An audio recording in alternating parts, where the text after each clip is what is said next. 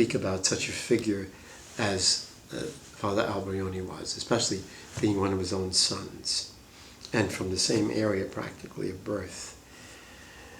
So the funeral mass was a magnificent occasion, and the days leading up to the funeral mass, each of the congregations had a day for themselves with the priest at the altar representing that congregation, its own history, and telling it, and how the founder intervened and so on.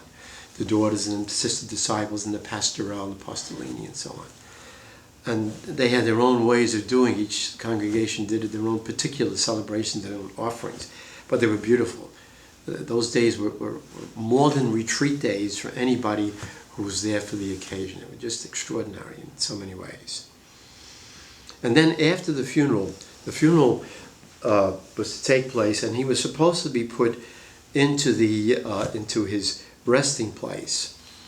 But it was decided at the end that day that they would leave his body, the coffin, outside, instead of putting it into its actual resting place, and leave it before the main altar of the crypt chapel downstairs.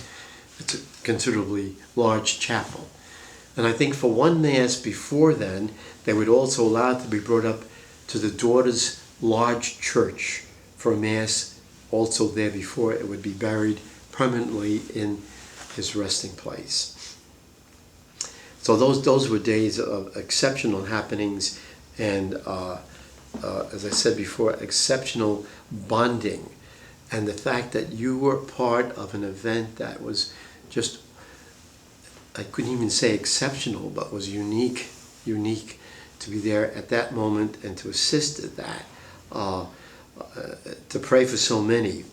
I remember receiving a letter from our province, knowing that I was there, and members asking me to please quietly put in the coffin this particular message they wanted Alberione to have.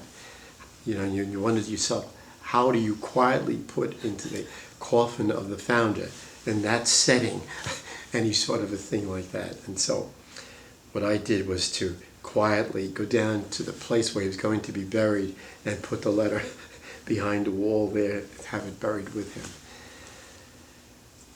That was the end days of the founder. Beautiful days in so many ways, and lasting and lasting because people kept coming. As for example, now after John Paul II died, the lines that's still there, that were there for the whole year after he died, personality respected for their service to God and the lives they lived in response to the grace he gave them and also to the mission